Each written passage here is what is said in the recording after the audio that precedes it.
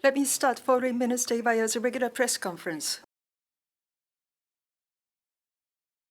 Good morning, ladies and gentlemen. It's unusual that we're holding this press conference in the morning. To start off, I have one item to report on. Today, the SDG Promotion Headquarters had its 16th meeting. The meeting is chaired by Prime Minister Ishiba, and the vice chairs are Chief Cabinet Secretary Hayashi and myself. And so the 16th meeting took place today. In July of this year, Japan is scheduled to report on the status of progress of SDGs at the UN. At the meeting today, we made a decision on the substance and content of this report. The international community is faced with complex crises. And with regard to attaining SDGs by 2030, we have come up against major difficulties. Because that is the status of things, it is important that we implement diplomacy based on dialogue and cooperation. Also from the perspective of maintaining international order based on the rule of law and which is free and open, and also from the viewpoint of strengthening this under the concept of human security, we will be continuing to liaise with the international society and promote initiatives toward the achievement of the SDGs. That is all from me at the outset. If you have a question, please raise your hand. If when invited, walk to the microphone, state your name and affiliation, give us your question. Yomiuri Shimbun, Kamimura-san, please. Yomiuri Kamimura. About G7, I have a question. This year, since the first summit, this is the 50th year. During this period, how do you assess the roles played by G7, particularly maintaining and strengthening a free and open international order based on the rule of law? The non-authoritarian countries, G7 countries, have been playing a role in recent years. What's the role, in your opinion? As you have pointed out, this year marks the 50th anniversary since the establishment of the G7. It's a milestone year. The very first G7 summit was held in France, Rambouillet Summit. With free and democracy, a common values as a bond, continuously contributed to the stability and the prosperity of the international order with solidarity.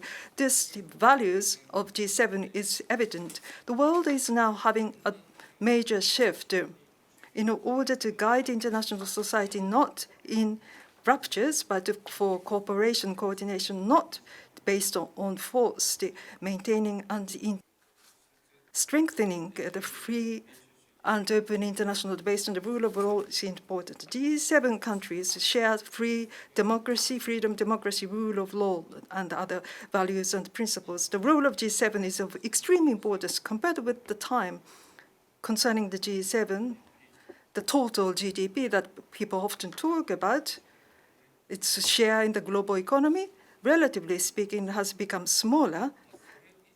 But more than that, as I said now, sharing the values and the principles, this solidarity is of great importance, in my opinion.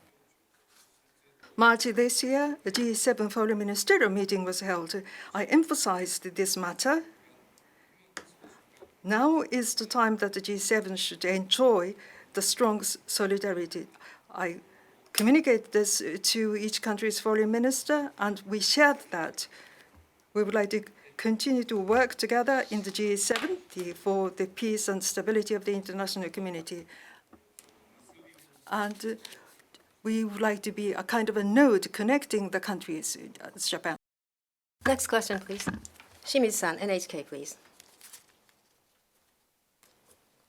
Shimizu from NHK. In Los Angeles, there are protests and demonstrations. I'd like to ask about this. This is against Trump administration's immigration policy, and partly this has turned violent, and there's no signs of resolutions. This is a region where many Japanese nationals reside. Could you provide the latest immigration information regarding Japanese casualties? Also, given that this area is popular with tourists, how does the government plan to advise Japanese residents and travelers in this area?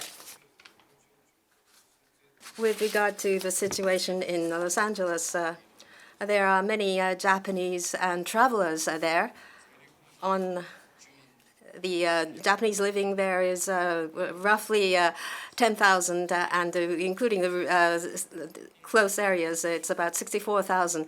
This is an area where there's the most concentration of Japanese. So on the part of the government, we would like to continue to entertain major interest in the situation there, and we're focusing on the changes of the situation there. From the Consulate General's office in Los Angeles, there is all consular mail, which is communicated at all times, and we tell people not to come close to areas where there are demonstrations and protests. And also in San Francisco, there are activities in protest, and since we have this information, we have communicated same message to caution people there. There is no information as of now that there has been damage inflicted on Japanese. On the part of the government, we'd like to follow up on the situation very closely, and we will be watertight in order to secure safety of the Japanese. Thank you. Nikkei Baba-san, please. Nikkei Baba. About the movement by the Chinese military. The Ministry of Defense announced that the Chinese military aircraft carrier Liaoning was operating in the waters around Minami Torishima.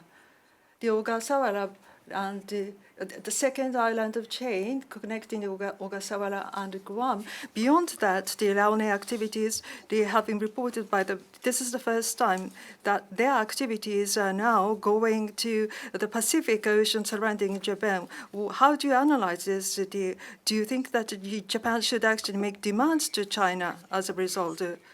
Regarding the announcement by the Ministry of Defense, I'm aware of that, according to the Ministry of Defense. China's Navy's air carriers on the eastern side of Kyoto Island, they have checked that the activities in the area. And this is the first time that the Ministry of Defense have made that announcement.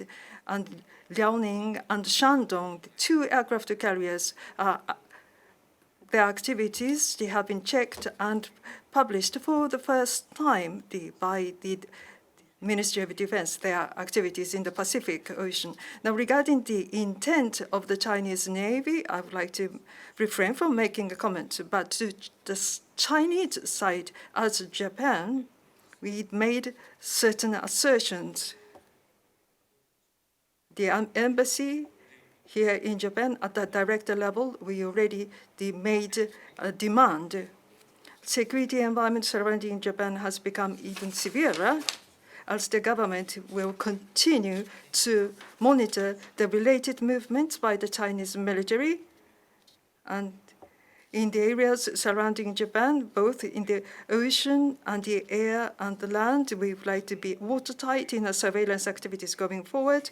As necessary, including the approach to China, we would like to take appropriate measures. Next question, please. Ayukawa-san, Kyodo News, please. Thank you. Ayukawa, Kyodo News. I had something that I had prepared, but I'd like to ask an additional question related to the previous question. At the Chief Cabinet Minister's reporting, he indicated that protests were made with regard to Liaoning. And then after that, it was announced that 3 vessels were operating at the same time. MOD had made this announcement. Was there a protest against the other vessels which are in operation? And at the embassy in China, and you're also communicating from head office here in Ministry of Foreign Affairs. Is that correct?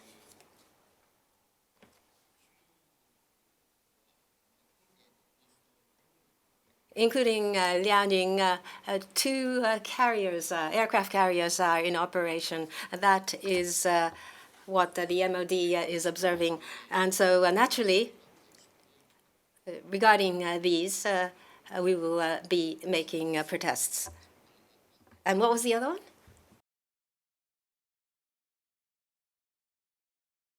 Beijing route and the other route. Well, Ministry of Foreign Affairs has issued requests to the counselor at the embassy. But as necessary, we will take the necessary action. The next question, please. Kyodo Ayukawa. About G7, I have a question. 2 questions. The first one about the G7 summit meeting. For several years in a row, top leaders' communique or statement, joint declaration, for several years they were issued.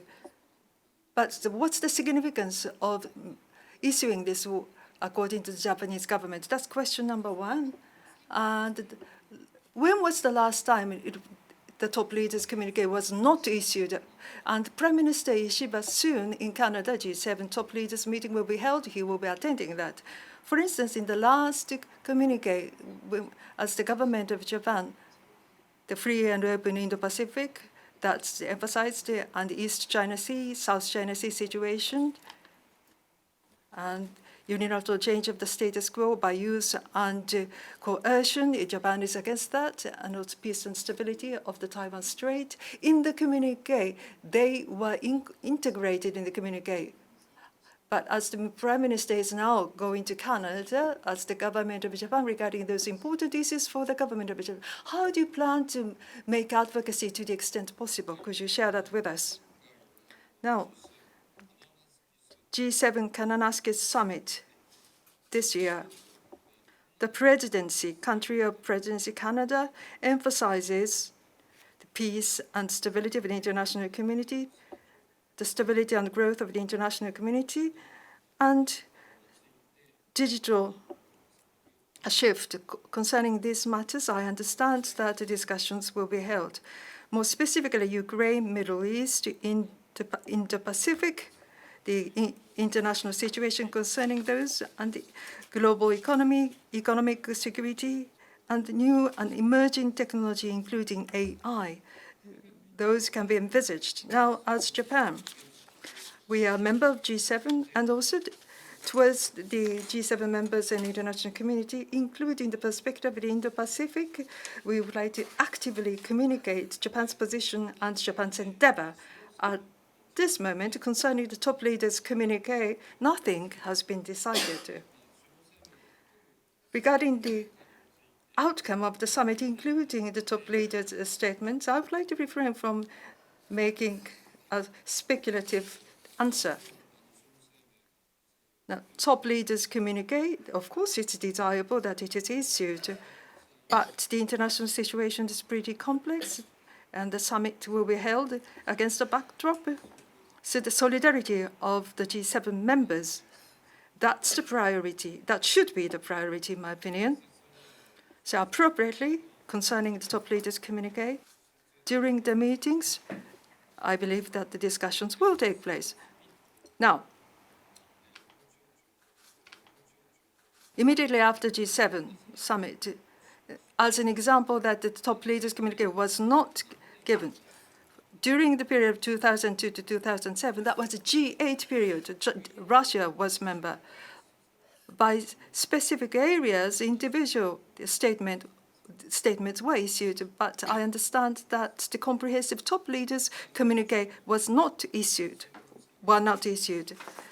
That said, concerning G7 summit documents, including the top leaders' communique, the presidency countries' ideas, depending on the ideas and the members' agreement, on each occasion, the substance and the formality that was considered appropriate was taken. It's very important that the top leaders have a close discussion and that the G7 maintains solidarity. I believe those are important.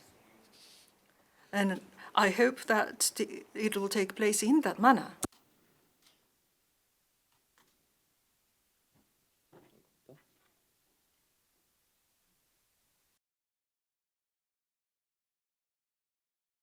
On China, in relation to China, I'd like to make a correction.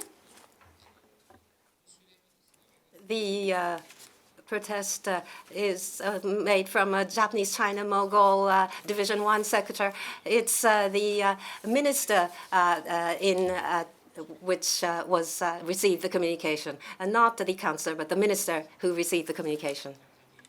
So we'd like to conclude at this point. Thank you.